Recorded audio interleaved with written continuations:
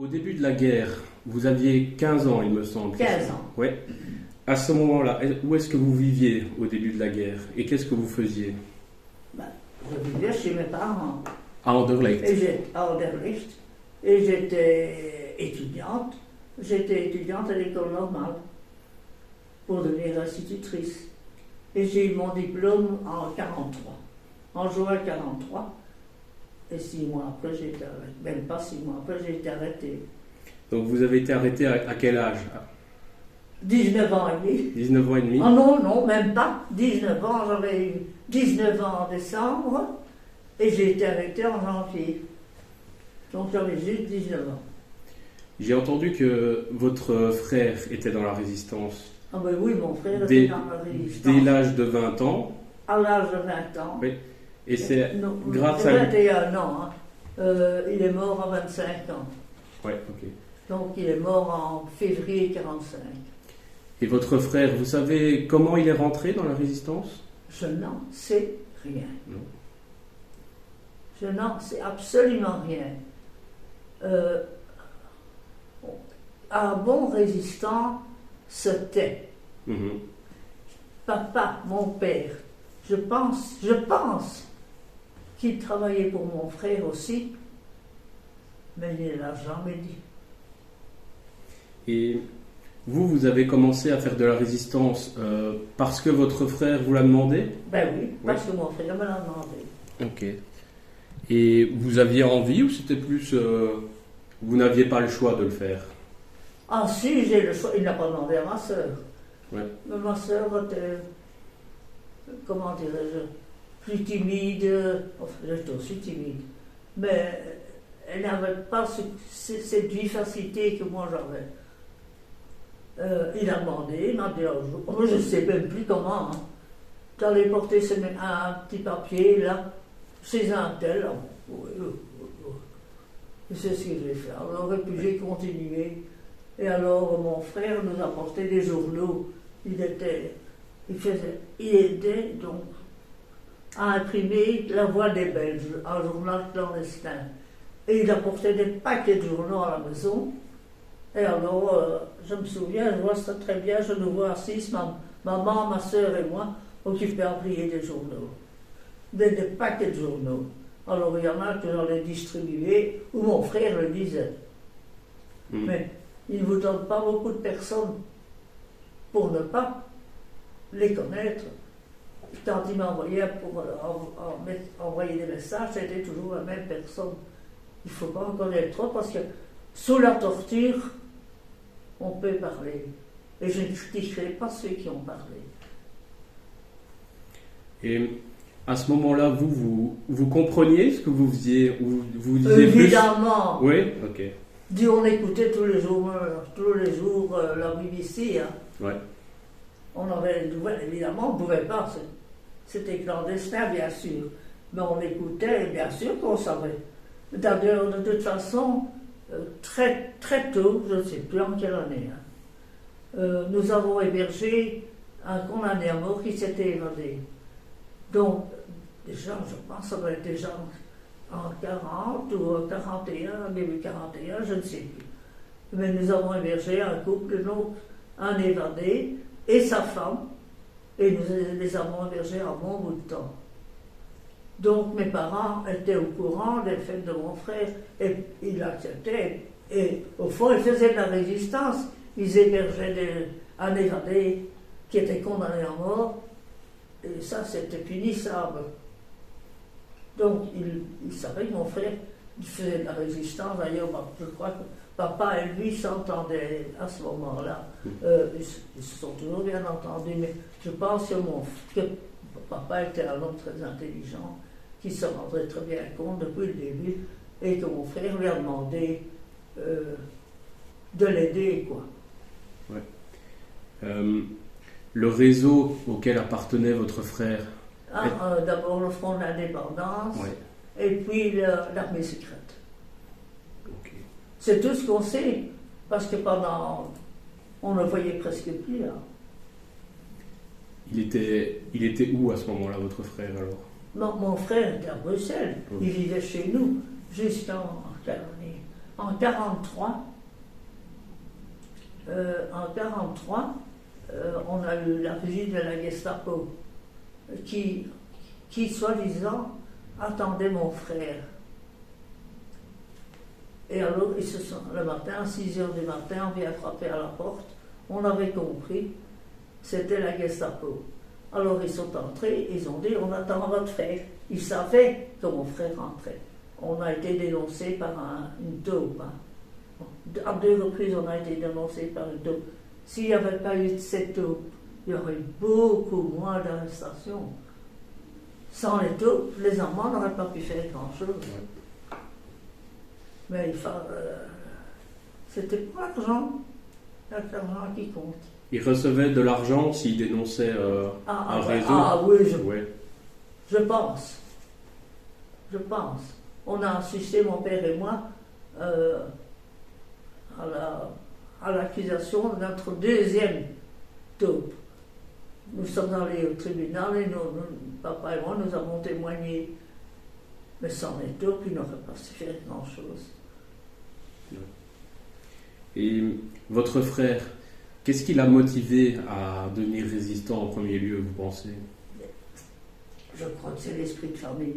Papa avait fait la guerre de 14 pendant toute la guerre comme ambulancier.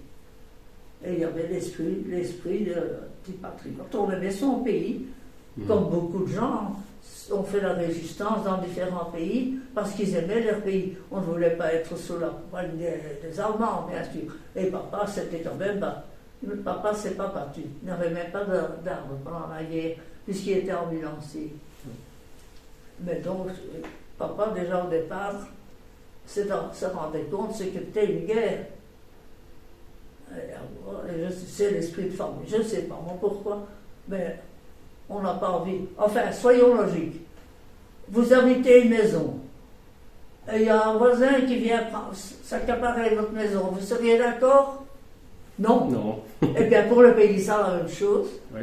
Nous étions un pays libre, et pour la Belgique, elle existe depuis 1830. Pourquoi la Belgique s'est libérée? On faisait partie de la Hollande. Et en 1830. Donc, mais pourquoi on sait? Parce que tous les grands postes avant 1830 étaient occupés par les Hollandais. Alors voilà, les Belges se sont révoltés. On avait envie de... On fait la même chose en 40, ils ont fait la même chose en 18 et la même chose en 40. Ouais. On avait envie d'exister pour nous-mêmes aussi. Évidemment. Ouais. Maintenant, je ne sais pas, vous habitez où? À Bastogne. À Bastogne. Dans les vous Ardennes. voudrez devenir allemand? Non. Ah ben voilà. Voilà. C'est la même chose, ouais, c'est vrai. C'est vrai. Donc vous avez été arrêté en... Janvier 44. 44. De quoi vous vous souvenez de la journée de votre... De quoi? De la journée de l'arrestation. De quoi est-ce que vous vous souvenez ce jour-là? C'était pas drôle. Non. Ben, à 6 heures du matin, ah oui, mais j'étais déjà prévenu. Parce qu'il était revenu, soi-disant, pour arrêter mon frère, mais nous avions été prévenus par le traître qui travaillait avec mon frère. Et il était venu dire qu'il était arrêté. Alors, 4 jours avant, on se dit, mais il est arrêté, ils ont été arrêtés en pleine action, armés, et on dit, mais vous, moi j'y étais aussi, alors, mais j'ai pu m'évader. On avait compris.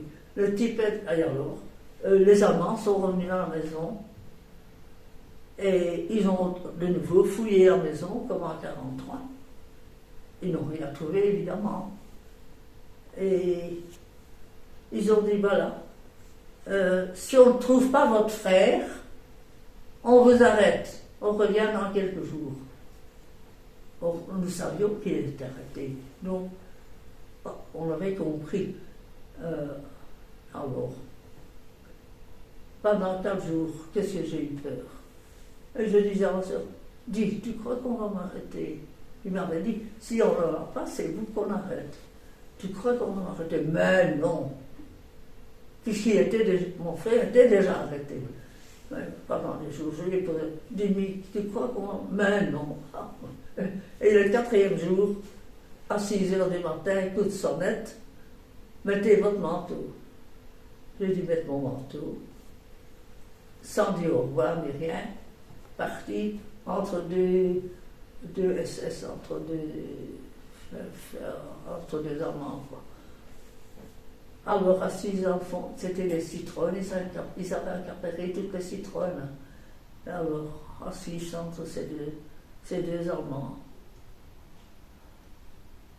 À 19 ans, c'était pas drôle. Ouais, c'est dur, ouais. C'était pas drôle. À partir de là, ils vous ont emmené dans une prison Là, belge. ils m'ont amené à Avenue Louise, à la Gestapo. Ouais. Et ils m'ont mis dans la cave. Une immense cave. Et je me souviens pas, c'était sombre, c'était pas éclairé. Je me souviens même pas si j'avais une chaise ou pas. Ça, je ne sais plus. Et j'ai essayé de me souvenir, je ne m'en souviens pas. J'étais seule dans une cave, une grande cave. La peur, elle est toujours là. Ouais. Mais Alors, je n'ai pas pleuré. vous Ah étiez, non, je n'ai jamais pleuré. vous avez voulu rester forte. Je pense, je ne sais pas. De là, vous avez été. De là, je suis restée toute la journée. On n'a pas interrogé. Et puis vers 4 heures de l'après-midi, on est venu me chercher, on m'a conduit à la prison de Saint-Gilles. Ah oui, donc vous n'êtes pas resté longtemps. À la cave? Non. Non, une journée. Oui, c'était assez. Une journée. Mais Ensuite, j'y suis retournée après. Hein. ensuite vous êtes parti vers l'Allemagne, alors. J'ai été en prison 6 mois quand même. Hein. Ouais. Et pour moi, la prison, c'était le paradis, comparé au camp de concentration. Je suis arrivée quand même, après 2-3 jours, dans une cellule très sympathique, où il y avait une jeune qui habitait à la frontière hollandaise, et qui était condamnée à mort. Et elle avait 18 ans, elle était condamnée à mort. Et comme elle était condamnée à mort, la lumière devrait rester brûlée toute la nuit. Et nous devions le soir sortir nos chaises. Alors une dame plus âgée, on s'entendait en merveille. On devait sortir nos chaises et nos vêtements. On risquait de s'évader la nuit. Mais là c'était, on partageait tout, on recevait des colis. Ah, il y avait de la nourriture, il y avait un peu de confiture, il y avait un peu de beurre. Et on partageait toutes les trois, on partageait tout. C'était bien. Par contre, maman, quand on est arrêté, vous n'avez comme vêtements que ce que vous avez sur vous. Mhm. Alors on leur a demandé, il fallait aller demander une permission pour apporter du linge. Alors je suppose qu'on leur a donné, papa est allé à la Gestapo, en avenue Louise, et il fallait demander à Nosweiss une permission, j'en ai encore ici d'ailleurs. Vous en avez au musée? Je ne sais pas. On peut y regarder après si vous voulez. Oui, parce que moi j'ai encore des modèles de Nosweiss. Oui, je veux bien voir quand on aura fini si vous voulez. Et maman a reçu, alors j'ai reçu du linge propre et j'ai remis du linge sale. Et maman a reçu le colis de mon frère. Et dans le colis, il y avait une chemise toute déchirée et ensanglantée. Une maman qui reçoit ça. Ça devait être horrible. Et papa a fini par la brûler. Je regrette parce que je l'aurais donné au musée. Mais papa l'a brûlée. Je pense, on n'en a jamais parlé. Je pense que maman allait souvent la sentir et l'embrasser ou quoi. Et papa a fini par la brûler. Papa, il avait du caractère. Ouais. C'était un mauvais souvenir pour lui, donc il a voulu s'en débarrasser. Donc, pas pour lui, à cause de maman. Oui, ok. À cause de maman. C'est une supposition, hein, parce que dès qu'on a appris le décès, on n'a plus jamais parlé de la guerre. La prison dans laquelle vous êtes resté 6 mois, c'est Saint-Gilles. à Saint-Gilles? Ok. Et alors de là, vous êtes... Attendez, je vais dire la date. Hein. Oui, parce J'ai que... marqué le 9 août. On m'a embarqué pour Ravensbrück. Ok. Et ça n'est pas drôle non plus, hein. À la prison. Tous les matins, on appelle les numéros des cellules et le nom pour ceux qui doivent partir. Or, tous les matins, on écoute, on a peur, parce qu'on savait tout ce que c'était que les camps de concentration. Ben, on avait tous les matins, comme ça pendant 6 mois, tous les matins, on avait la trouille. Mais de Saint-Gilles à l'Allemagne, Saint-Gilles, vous êtes allé en train. en train, ouais. En train. Et vous étiez bien au courant dans quel genre d'endroit vous alliez alors? Ah ben oui, on n'en parlait plus, mais déjà au départ, on savait.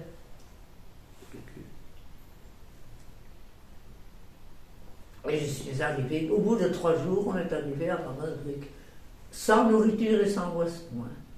Heureusement, on avait droit, on a encore eu droit à un train, un tout vieux train, avec des wagons, dont des compartiments de 8 personnes, et il y avait des coussins, mais vraiment le vieux train. Ouais. Mais on était bien. Et on n'avait pas de nourriture pendant 3 jours, 3 jours et 3 nuits. Mais on avait encore chacun avait emporté ses restants, ses provisions, et on a partagé ça en 8. Et on avait, écoutez, tout le monde le savait. Nous étions dormis dans le compartiment avec une dame qui a été arrêtée en même temps que moi, avec laquelle j'avais travaillé. Et tout le monde avait peur. Et tout le monde se rendait compte de ce qui allait se passer. Et alors, ils étaient malheureux. Eh bien, on a prié. Mais les athées ont prié. Parce que c'était la seule solution. Ouais. Il n'y avait plus que Dieu. D'ailleurs, regardez ma photo. Ouais. Là, Oui, je vois. Il fallait se raccrocher à quelque chose. il fallait se raccrocher à quelque chose. Ouais. Et alors... Alors, on a partagé ce qu'on avait.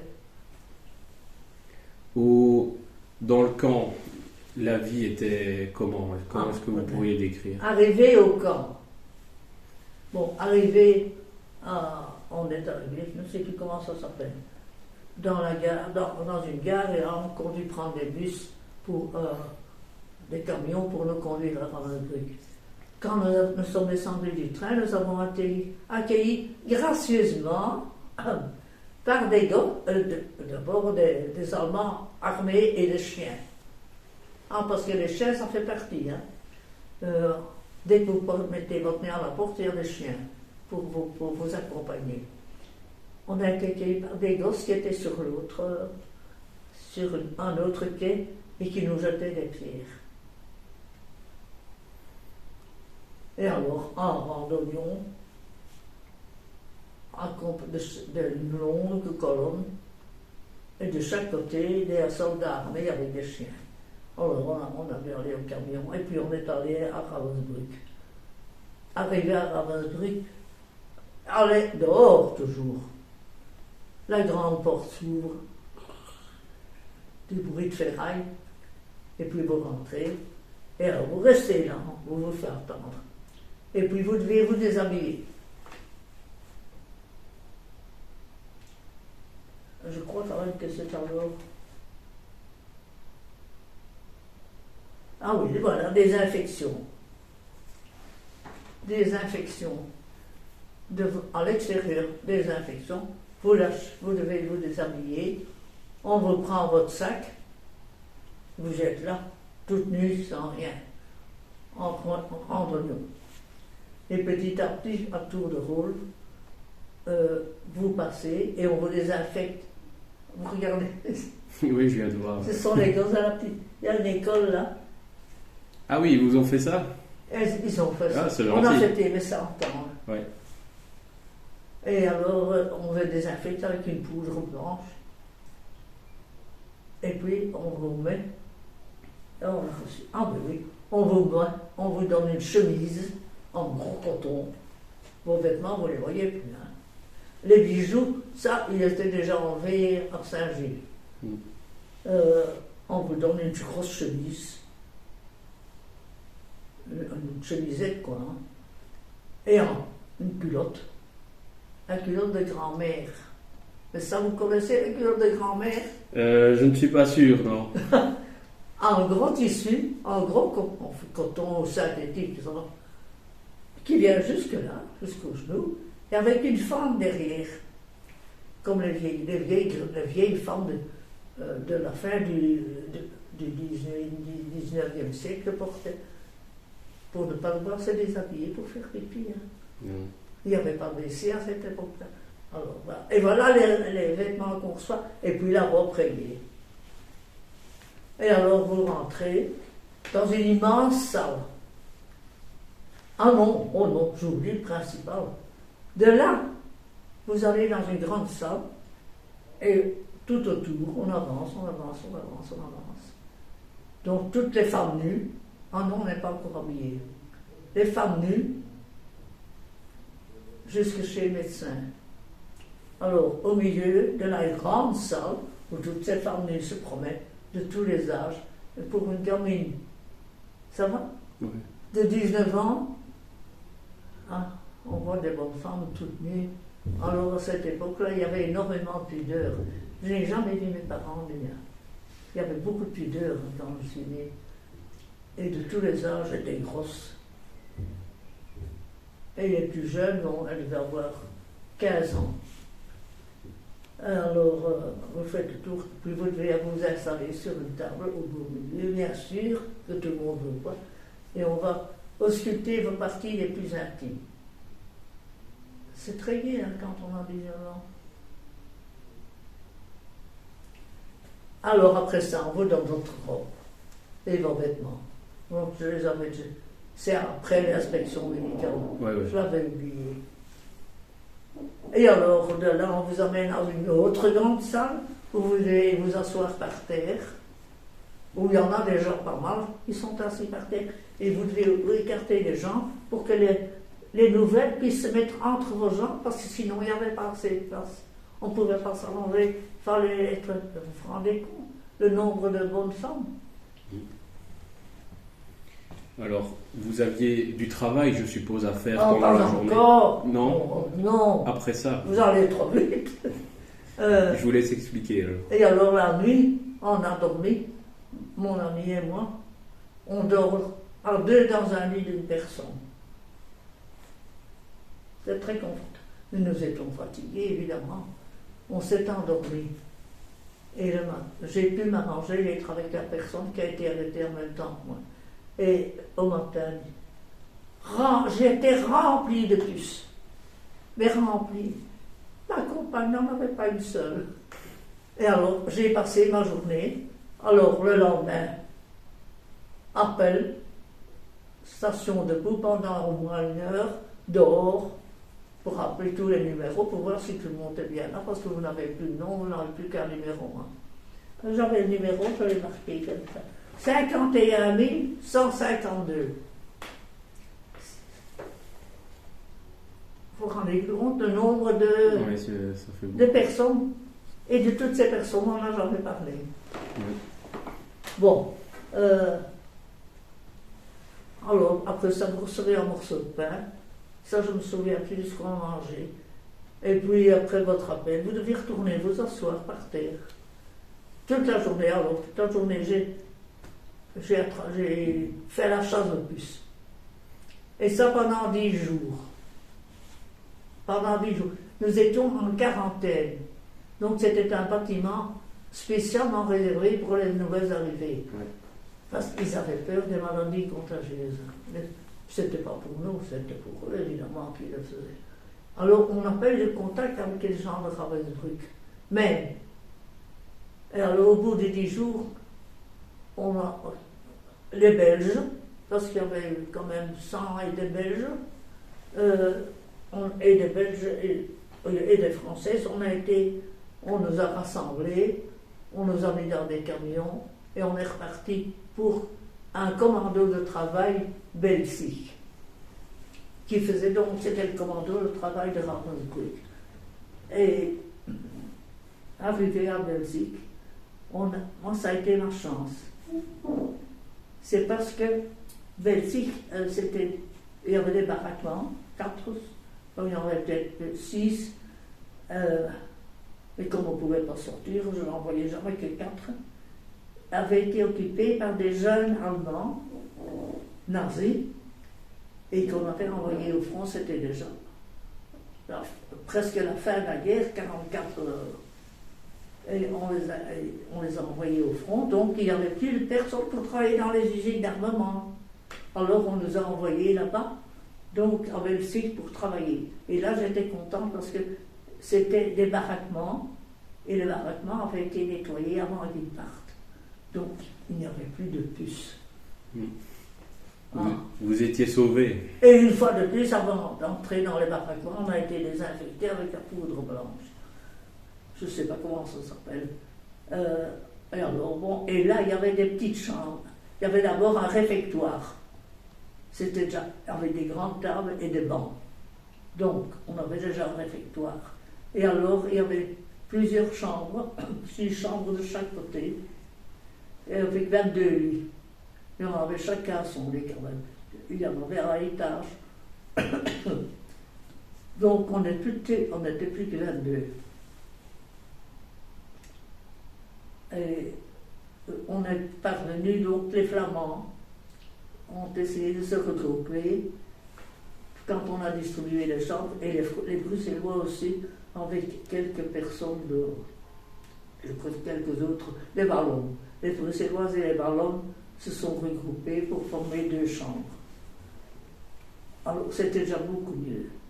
Et à la tête de chaque chambre, il y avait une responsable. Et alors il y avait une responsable pour tout le bâtiment,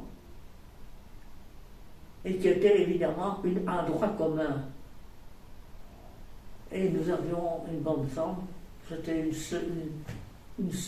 Yougoslave, c'était la Yougoslavie à ce moment-là, c'était une Yougoslave, mais c'était méchant. Et elle servait à contrôler ce qu'on faisait, à voir si tout était propre, si les lits étaient bien faits, et ce qui n'était pas bien fait. Elle allait rapporter aux Allemands, c'était pour ça, à ça qu'elle servait. Mais ça devait être impeccable, hein. Et les lits impeccables. Et alors il fallait nettoyer tous les jours, et il fallait... Alors, pour la nuit, on nous enfermait, on ne pouvait pas sortir. Alors, quand il fallait aller à la toilette, on était dans les couloirs des grands bidons, avec 2 anses. Et comme les femmes étaient en général malades, il y avait beaucoup qui avaient la diarrhée. Quand il fallait aller porter ces bidons, les vider dehors, primo c'était lourd, et secondo, ça débordait souvent. Et à un moment, comme jeune, j'étais chef de chambre. Je ne sais pas pourquoi on m'avait nommé, parce que j'étais institutrice. Mais il y en avait encore des plus âgés, mais bon, j'ai été chef de chambre pendant 1 mois. Et le chef de chambre devait se lever avant les autres pour aller chercher le pain, la tranche de pain. Elle était responsable de la chambre. Si la chambre n'était pas comme il faut, c'était la chef de chambre qui encaissait. Donc, mais pour une jeune de 19 ans, qui sort à peine de l'école, commander des personnes qui ont 60, 70 ans ou 30 ans, c'est pas facile. Ouais. Enfin, et alors il fallait distribuer le pain. Eh bien, bon, alors chaque chambre avait sa table. Alors je mettais au réfectoire, là on pouvait manger au réfectoire, c'était déjà mieux. C'était des grands pains, des pains en vente, noirs, il paraît qu'on y ajoutait même de la sciure de bois. Oui, oh c'était bon. Mais c'était bon. parce qu'on n'avait rien d'autre. Au début là, on recevait un petit carré de margarine et un petit peu de confiture, mais ça n'a pas duré longtemps. Pour finir, c'était du pain sec et de l'eau colorée, de l'eau chaude colorée. C'est soi-disant café. Bon, c'est comme notre bière de table ici. J'appelle ça de l'eau colorée. Il y a un degré d'alcool. Et alors, il fallait distribuer le pain entre toutes tes compagnes de table, mais de chambre. Et il fallait encore que ce soit correct, parce que toutes les tranches n'avaient pas la même dimension. Alors, il fallait essayer que chacun a tour de rôle et la plus grande tranche. Et un jour, on arrive. Je me servais en dernier lieu, bien sûr. Et j'arrive à la fin, il n'y avait plus rien pour moi. Quelqu'un avait pris 2 tranches, ou je ne sais pas ce qui s'est passé, mais il n'y avait plus à manger pour moi. Eh bien, là, j'aime le raconter parce que je trouve que c'est beau. Toutes mes compagnes de chambre ont donné un petit morceau de pain. C'est joli, ça. Hein? Ouais. Par contre, j'ai su dans une autre chambre, la chambre où il y avait des ballons, une maman, avec ses 2 filles, ces 2 jeunes filles même, elles avaient une vingtaine d'années. La maman a volé, et la maman était bien touffée, a volé le pain de ses filles, tellement elle avait faim. Ça, il faut le faire. Ouais, c'est grave. Ouais. Ça, c'est grave. J'aime mieux ma précédente histoire. Donc, il y avait quand même une bonne relation avec les autres filles de la... Oui, oui. Il y avait avec toutes les compagnes de notre... de notre baraque, s'entendaient. Il n'y a jamais eu de dispute, non. Dans les autres chambres, je ne sais pas, mais je n'ai pas l'impression. Alors, le matin, il fallait se lever, aller à l'appel. Vous avez déjà entendu parler de l'appel, je suppose. Oui. Et c'est une plaine spéciale pour l'appel. Alors, chaque baraquement doit se manger, toujours au rang de 5, doit se manger, tel le baraque, la baraque 1 là, la baraque 2 là, la baraque 2. Donc, et on ne pouvait pas se parler. J'ai un copain français dont la maman a été à Belgique en même temps que moi. Et je ne sais pas comment il a fait dans la connaissance, mais il n'avait jamais entendu, sa maman n'avait rien raconté, comme nous on n'a rien raconté non plus. Et il voulait savoir comme la vie de sa maman, alors il est venu me trouver. Eh bien, je n'ai pas connu sa maman. Elle était française, et elle était dans le baraquement des Français, mais on ne pouvait pas se parler. On ne se voyait pas. On se voyait, mais de loin. Donc, on ne pouvait pas parler. Elle restait plantée là, sans parler, sans bouger, par tous les temps, pendant des heures parfois. Le matin, ça allait assez vite. Enfin, vite. Disons là, le temps d'appeler tous les noms. Enfin, tous les chiffres, puisqu'on n'avait plus de noms. Le temps d'appeler tout le monde, il faut le temps. Et puis on partait en camp, accompagné de chiens et des soldats armés à l'usine. Et la usine, moi j'ai beaucoup de chance. On distribuait les différentes tâches. Et j'ai eu la chance, après avoir poussé des chariots, après avoir... Je n'en pouvais plus de pousser des chariots avec des caisses de riz. C'est lourd, hein. Ouais. On avait déjà connu quand même des hommes de guerre. Ici à la campagne, ils n'ont pas connu la guerre, ça parce que c'est que la guerre. Ils n'ont pas eu faim, ils avaient tous leurs cochons et leurs poules. Ils n'ont pas eu faim. Ils ne savent pas, les Allemands, ils ne les voyaient pas, mais à Bruxelles, pardon. Hein. Enfin, alors moi j'ai fini par aboutir à la pièce où je devais prendre la tête des douilles et encore mettre une petite vis dedans, qui après a été vissée par une machine. Et on était à 6. On était à 4, c'était des petites boîtes et il fallait prendre la tête de la douille et l'enfoncer. C'était pour fabriquer des munitions. Pour fabriquer les munitions, c'était des munitions pour les mitrailleuses, je crois. C'était grand comme ça. Ah ouais, ok. On ne connaît pas. Enfin, on appelait ça des douilles. Alors, bon, j'ai passé ma journée. Si vous alliez trop lentement, vous étiez de la rue. Alors, il y avait 4 Russes, droit commun, qui enfonçaient qui enfonçaient vraiment dans la machine les douilles, donc les petites têtes qu'on avait mises. Quand on n'allait pas vite, le respectait là. Et si vous faites votre travail à moitié, vous êtes battu. Hein. Ça, c'est sûr.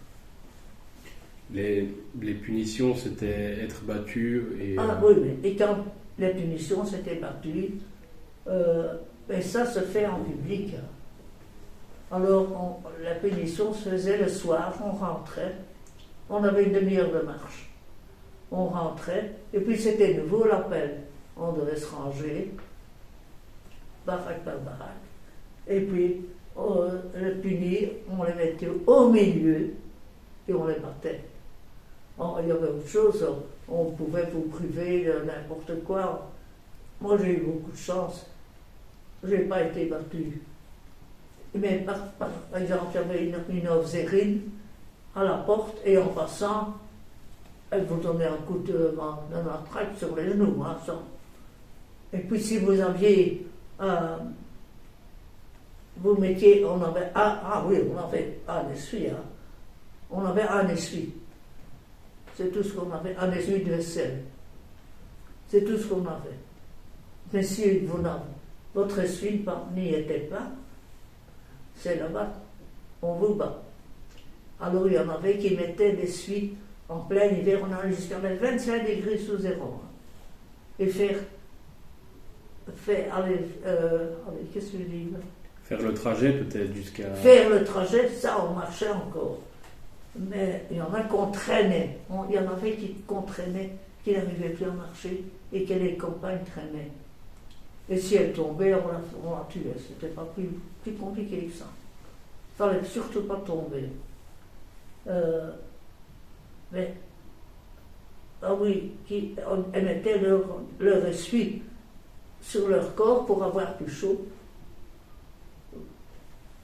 La matraque suivait. Vous preniez, il y en avait qui trouvaient en journal, il y avait certains petits vieux qui surveillaient les différents ateliers. Et ce genre, il y en avait qui étaient bien, qui étaient gentils. Et ils laissaient parfois traîner les journaux. Et alors, il y en avait qui s'en emparaient et qui mettaient sur eux matraque. Donc, c'était la punition le soir. Et alors, ça pouvait durer des heures et des heures à rester debout à l'appel.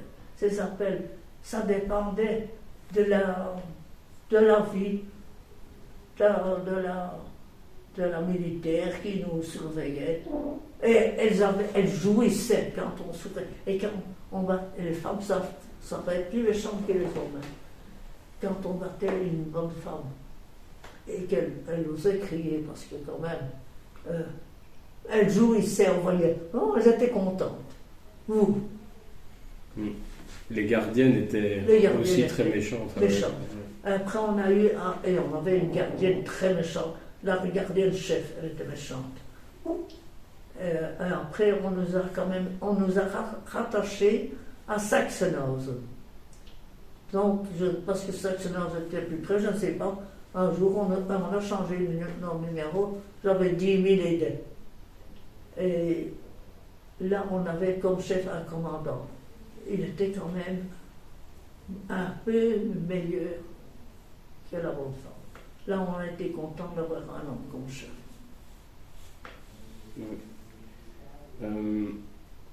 Est-ce que vous avez... vous vous êtes fait des amis là-bas, dans l'épreuve que c'était, que vous avez revue après? Ben oui, pendant des années, on s'est réunis. Hein. Ah oui? On a formé un petit groupe Et on se réunissait, je ne sais pas, tous les 2-3 mois peut-être. On se réunit plusieurs fois par an. Oui, oui, oui, oui. Toutes celles qui savaient venir, évidemment, il y en a qui ne savent pas venir. C'est pour toute la Belgique. Oui, c'était entre Belges. Oui, oui, pendant des années, jusqu'au moment où la présidente a abandonné, et puis c'était une autre dame. Chacun a fait sa vie. Et Oui. pour finir, on ne trouvait plus de présidente. Et on s'est rattaché à Ravensbrück.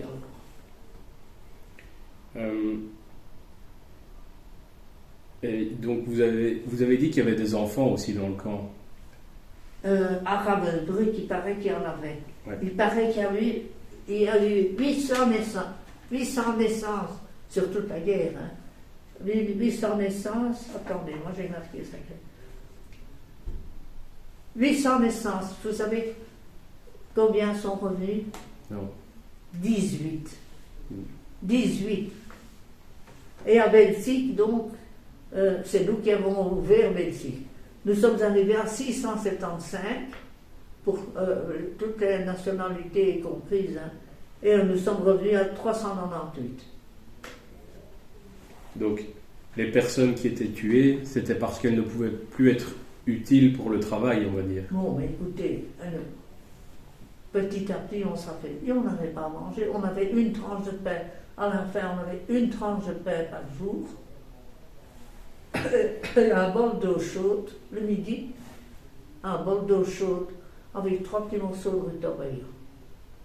Au début, on trouvait un petit morceau de viande parfois dans la soupe.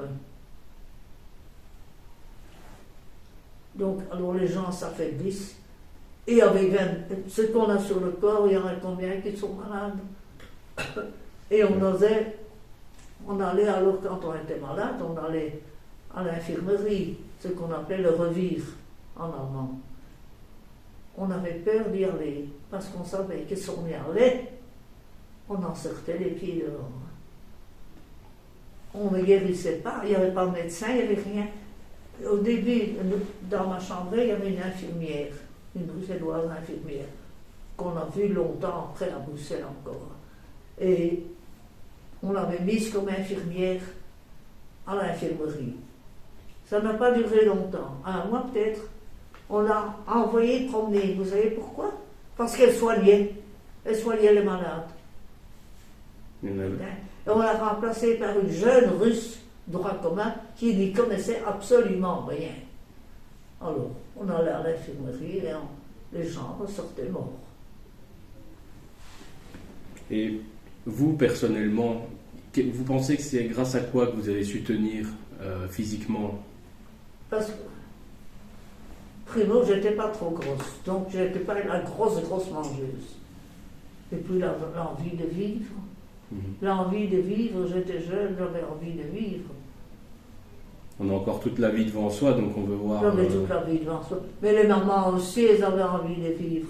Mais vous attrapez un virus, vous toussez, mais comme on ne vous soigne pas, vous n'avez rien. Et vous êtes affaibli, vous n'avez plus à manger. Il y en a qui sont morts de faim. Oui. Vous n'avez plus rien, moi j'ai des problèmes maintenant. Mes os. J'ai été opéré il y a presque un an. Non, au mois de juin, j'ai été opéré après ma chute. Et on m'a opéré, on a soudé deux vertèbres. Et la chirurgienne a dit, vous avez une colonne vertébrale molle. Et mes os, d'ailleurs, regardez, j'avais 60 ans, j'avais déjà 2 prothèses. 4 prothèses, alors je ne connais plus, je ne m'occupe pas beaucoup de ma personne. Et les Dots et moi, on n'a jamais été copains. Mais enfin, et maintenant, je sens mes vertèbres qui ressortent terriblement. Et je suis revenu, je me rends compte qu'il y en a de nouvelles qui sont ressorties. Mes os sont venus mous. Ouais. Mais c'est le manque de calcium, hein. quand vous avez 19 ans, vous avez encore besoin de calcium. Ouais. Mais il y avait dans ma chambre, il y avait 2 jeunes, elles sont mortes toutes les 2. Hein. Et pourquoi j'ai survécu aussi? Parce qu'il y avait une chose qu'il ne fallait surtout pas faire, c'était se faire remarquer. Il fallait essayer de passer inaperçu. Et il fallait surtout ne pas prendre quelque chose. Ramasser une pelure de pommes de terre, c'était la matraque. Le soir, évidemment, hein, pas immédiatement, c'était la matraque. Ne pas obéir, c'était la matraque. C'était la matraque pour tout. Mettre un pied de travers, aller parler avec les autres, on ne pouvait pas parler. On nous enfermait pour aller à la toilette qui était dehors, il fallait demander la permission. Hein. On ne pouvait pas sortir. Et le dimanche, on n'allait pas travailler, mais c'était le jour qu'on aimait le moins. Parce que c'était le jour où les appels pouvaient durer des heures et des heures. Et alors, quand il y avait 1 degré sous zéro, avec ce que vous avez sur le dos, on a reçu une petite veste. Et en coton, bien sûr. Comment voulez-vous résister? Il faut essayer de passer inaperçu, quoi, pour ne pas se faire Il faut, oui. remarquer. Et surtout ne pas ramasser une pelure de pommes de terre ou n'importe un bout d'herbe parce qu'il y en a qui remangeaient de l'herbe. Vous êtes battu. Alors il ne fallait pas le faire. Ouais. Il ne fallait pas le faire. Ça ne sert à rien. Ce n'est pas ce petit bout d'herbe qui va vous aider. Mais j'ai eu une copine, une Anderlechtoise, qui avait un café dans le centre. Eh bien, quand on a fait la marche de la mort, elle mourait de faim. On n'avait plus à manger depuis des jours. Et elle est sortie du rang parce qu'elle avait vu un champ de colza. Elle est sortie du rang pour aller se précipiter pour... On l'a abattu. Ouais. Le camp, vous avez tenu jusqu'à la libération du camp, donc en avril 1945, pardon. Oui. Oui. Est-ce que vous vous souvenez de ce jour-là où le camp a été libéré par... Ah non, attendez. Je vais d'abord vous raconter encore une histoire. Oui, si vous voulez. Quand on est arrivé, on a reçu des sandales en semelles de bois. Et on les a portés jusqu'en hiver, je crois. Une petite claquette chaussettes. À la mi-septembre, on a reçu des chaussettes. Mais toujours nos petites claquettes en bois. Et alors, on allait travailler. Donc, c'est en janvier qu'on a une aujourd'hui. À cause de moi. Figurez-vous qu'on partait travailler et il a neigé. On a eu la neige pendant très longtemps. Et pendant 3 mois, l'eau était coupée. Donc pendant 3 mois, on ne s'est plus lavé. On n'avait plus à boire, juste la soupe de midi et une demi-tasse d'eau chaude le matin. Mais il n'y avait plus d'eau. On restait 3 mois sans se laver. Bon, on puait, hein, mais tout le monde puait, donc on ne sortait même plus. Mais ça, ne pas boire, ça c'est plus dur. Hein. Ouais. Et donc, je pars travailler. La neige était assez épaisse parce que la neige a tenu pendant un bon bout de temps. Là, mes sandales, elles étaient attachées sur le côté. Voilà ma sandale qui lâche. Alors, je me suis laissé, j'ai pris ma sandale et j'ai enlevé l'autre à marcher avec une sandale. Alors j'ai continué à marcher pieds nus jusqu'à l'usine. Arrivé à l'usine, j'avais chaud aux pieds. Ouais. Mais mes mains étaient gelées. J'avais porté mes sandales, il ne fallait surtout pas les jeter, je me serais fait battre. Ouais. Donc il fallait les garder, et je les avais gardées en main. Je me bougeais, mes mains étaient gelées. Je ne savais plus les bouger. Alors là, les Russes sont intervenus. C'était des droits communs, elles pouvaient sortir. Et il y avait un petit peu de feu.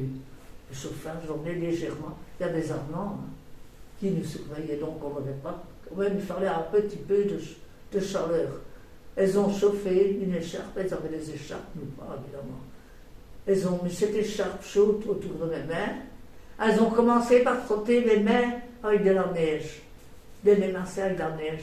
Et puis elles ont chauffé cette écharpe comme elles ont pu et elles m'ont enroulé les mains et mes mains ont dû geler. Et j'ai pu travailler, sinon, qu'est-ce que je me serais fait battre parce que mes mains étaient gelées. Je me serais fait battre. Ouais. Sérieusement.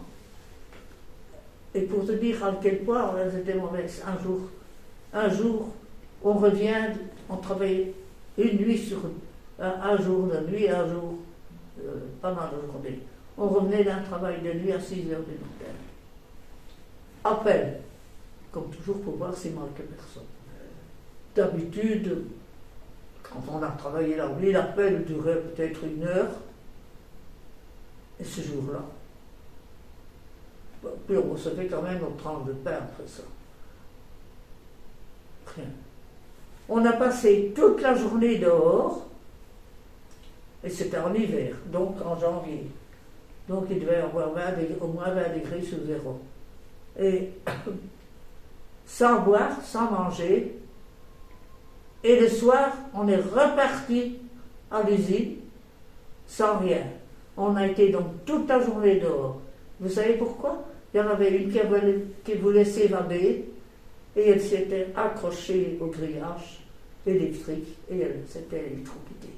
Et parce qu'elle a voulu s'évader, nous on a été punis toute la journée, sans boire, sans manger, et on a repris la nuit. Et alors à minuit, on a quand même reçu un bol d'eau chaude, avec les 3 petits morceaux de rutoya. Pour vous dire à quel point c'était strict. Hein. Ouais.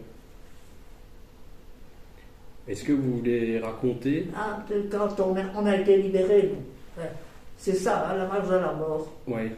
On a fait 3 jours de marche de la mort. Un jour, ils nous ont réunis, comme on trouvait ça normal, tous les matins, on nous réunissait pour partir. Et ici, ils ont réuni tout le monde. Et il n'y a que les grands malades qui sont restés. Ceux qui ne savaient plus du tout qui étaient à l'infirmerie, ils sont restés. Alors on est parti, on ne savait pas dire rien, bien sûr. Jamais rien. Alors on a marché. Et c'est alors comme ça qu'une victoire s'est fait abattre. Et il y en a eu d'autres, hein, mais ça, nous étions assez bien vers l'avant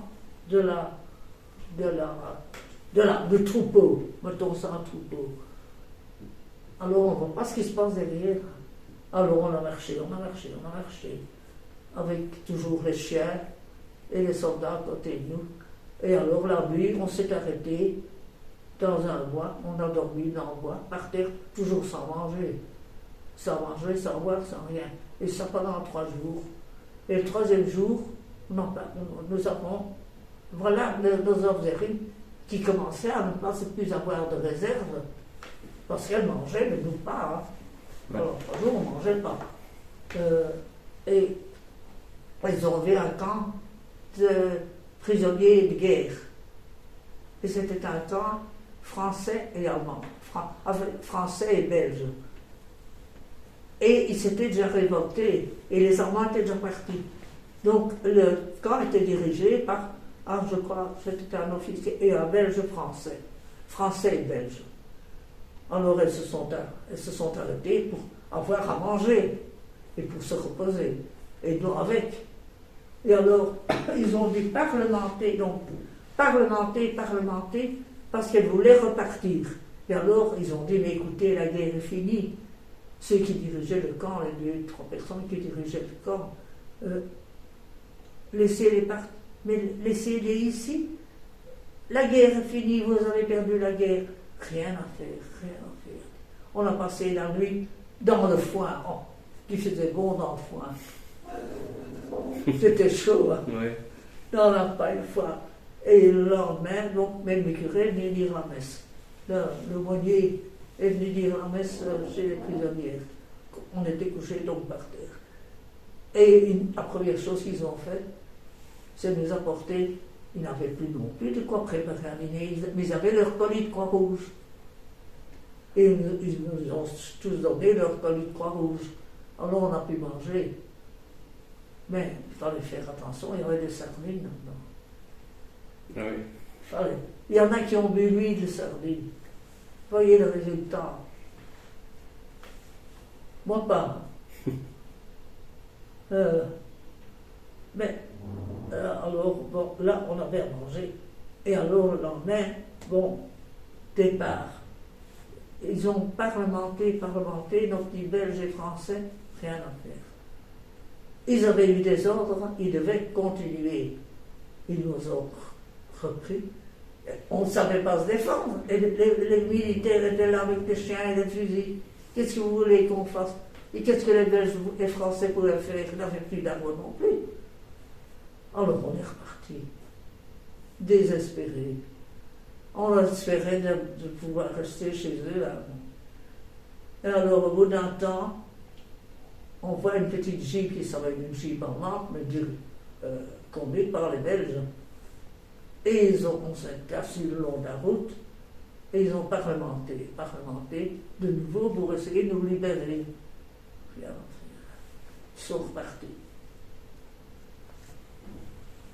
Ils sont revenus une deuxième fois. Ils sont repartis. Et ils sont venus la troisième fois. Et la troisième fois, on a vu les Allemands, ils avaient une petite charrette avec tout leur bagage, les Allemands qui partaient. Et nous sommes restés assis au bord de la route. Alors ils nous ont ramenés, évidemment. Et voilà. C'était la fin de la marche de la mort. Et alors on a été choyés comme ils ont pu. Hein. Les malades ont été soignés par les médecins. Hein. On les a hébergés dans des lits, évidemment. Et nous, on nous a mis alors dans une tente. Et après, dans un bâtiment, dans un baraquement, mais ça n'a pas duré longtemps. Et après, vous avez pu vous rediriger vers la Belgique? Après, le 1er mai, il y a un Américain qui est venu signer notre libération. Et alors, les Américains, nos soldats se sont occupés de nous. On est reparti en camion américain. Puis on est arrivé à la gare de, je ne sais plus, j'ai plus le nom, je crois. Ah non, j'ai pas oublié le nom, je ne sais plus le nom. Ça n'a pas d'importance. Oui, c'est pas grave. Ah, Alten-Gravo. Ah non, Maznamov. C'était le camp d'Alten-Gravo où on a été hébergé. Non, j'ai pas marqué. Ah oui, jusqu'à Zerbst. Z-E-R-B-S-T. À Zerbst, où il y avait la gare. Donc en camion américain, on nous a conduits à la gare. Et là, le train ne partait pas encore, il y avait un train prévu pour les prisonniers de guerre. On nous a logés dans une caserne. Et le lendemain, donc, on allait prendre le train. Oui, mais ce train, il était destiné aux prisonniers de guerre. Il y avait un certain nombre de wagons. Mais il n'y avait pas de place pour nous. Alors, une fois de plus, les supérieurs ont dû se débrouiller. Ils ont, une fois de plus, dû parlementer pour obtenir à la fin 3 wagons à bestiaux pour nous. Alors, on est reparti, on a remis 3 jours pour venir en Belgique. On a mis 3 jours et 3 nuits dans des wagons à bestiaux, assis par terre, avec un bidon pour le nécessaire. Et comme nourriture, les colis que les prisonniers de guerre nous avaient donnés. Et alors, en cours de route, et ça, je suis furieux sur la Croix-Rouge, il y avait des repas chauds pour les prisonniers de guerre. Tout ça a été prévu. Alors, nos prisonniers de guerre, ils sont allés demander un repas pour nous, refusé. Mais ils disent, mais en fait, ils ne savent pas sortir du wagon, ils ne savent même plus marcher. Donnez-leur même à manger, parce ils ont dit, on va aller leur porter. C'est pas prévu. Pendant 3 jours, ils ont eu des repas chauds, nous pas. On a dû se contenter des colis de la Croix-Rouge. C'est honteux, hein. Et depuis là, j'ai plus jamais versé un sou. Ah, la Croix-Rouge. C'est là. Ah ben oui, mais franchement, Ouais. Il n'y avait pas de raison en plus derrière ça. écoute, et alors, mais quand on est arrivé chez les prisonniers, il y en a qui se sont mis à pleurer. Tu vois, c'est pas... On était des squelettes, hein. Mhm.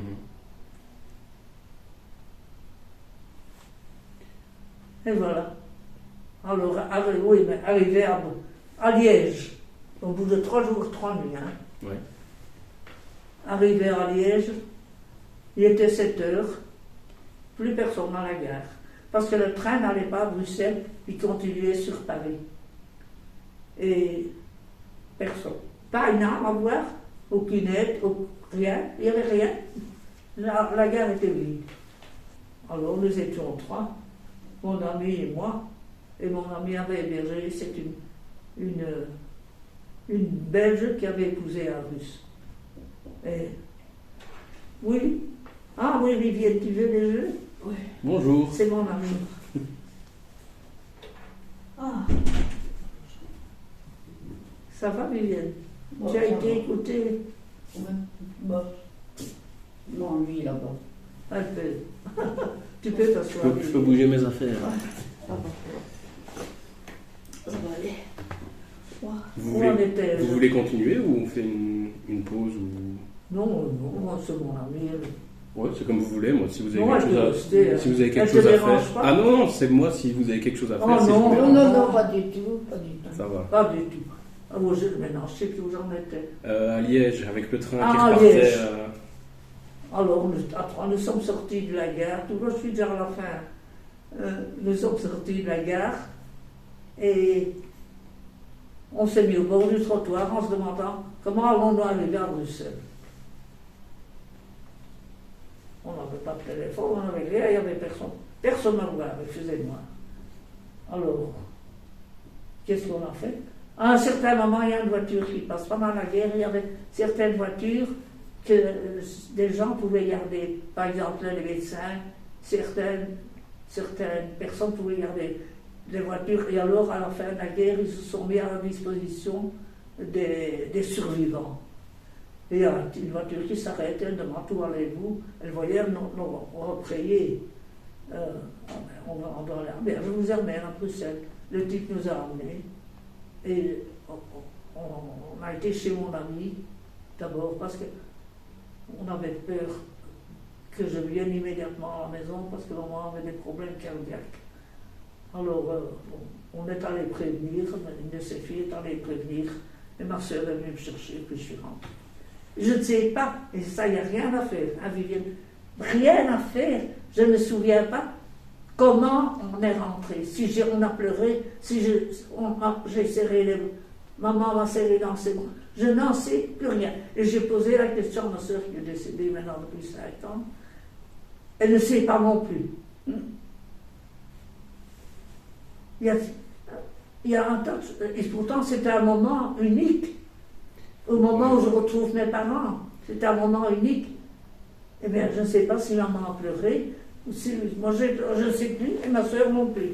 Tiens, c'est drôle, hein, ça. On a la tête, C'est drôle, on a hein? la tête ailleurs à ce moment-là, hein, peut-être. Ben, Tellement, je ne sais pas. tellement il y a d'émotions. Je ne sais pas, mais je ne sais pas. Et j'essaye de me souvenir, rien à faire. Je ne sais pas. Et me voilà. Et si, quand on voit maintenant toutes les histoires, quand il y a eu les attentats, il fallait un psychologue, il fallait ci, il fallait un médecin, rien, zéro. Le médecin, le lendemain, là j'ai fait la bêtise. Il y avait un oncle, papa était dans les...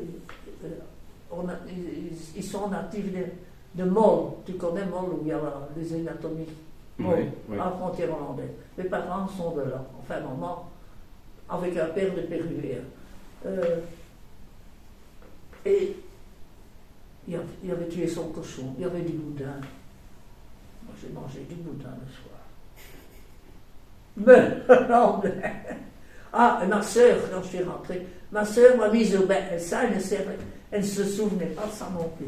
Et elle m'a lavé avec une brosse. Ah. C'est drôle qu'elle ne se souvienne pas de ça. Alors, ben oui, j'ai mangé mon. Alors, qu'est-ce que papa a fait? Il a appelé le médecin de famille. Mais si vous croyez que quelqu'un nous a aidés, qu'on a vu un psychiatre, qu'on nous a appelé, rien du tout, hein. Il y avait, là, une année après ou un an et demi après, je me suis quand même, parce que mes compagnes me disaient, Annie, tu dois te faire examiner par les médecins spécialisés, tu dois t'adresser aux handicapés de la guerre. Je l'ai quand même fait, tellement on m'a poussé à le faire. Et alors voilà, maintenant. Mais quand on est rentré, il n'y avait rien.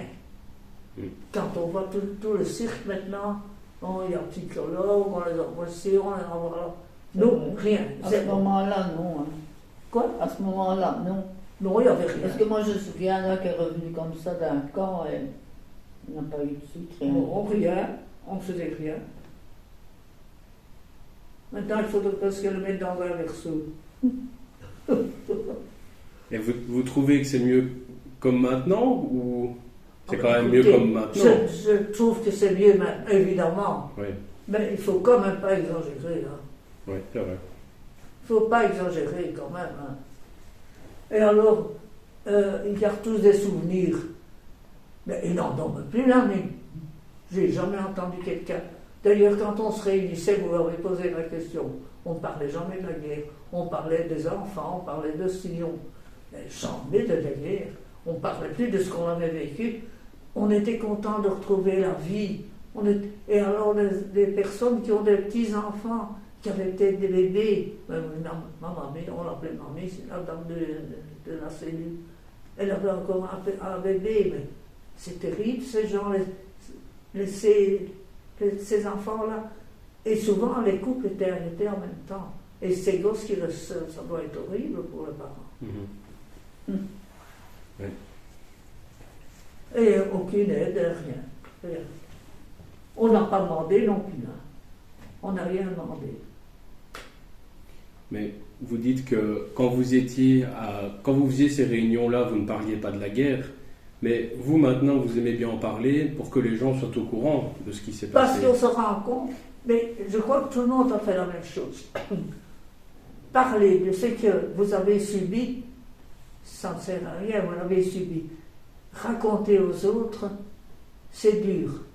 On voulait oublier, on voulait vivre.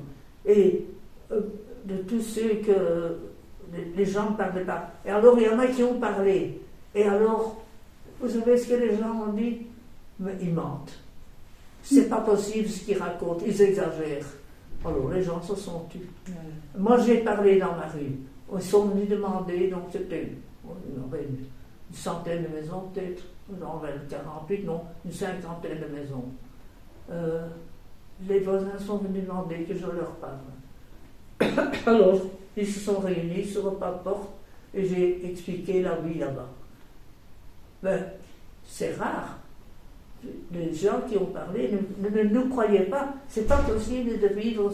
Et alors, c'était encore pire dans les camps, certains camps, dans certains où ils devaient casser des pierres.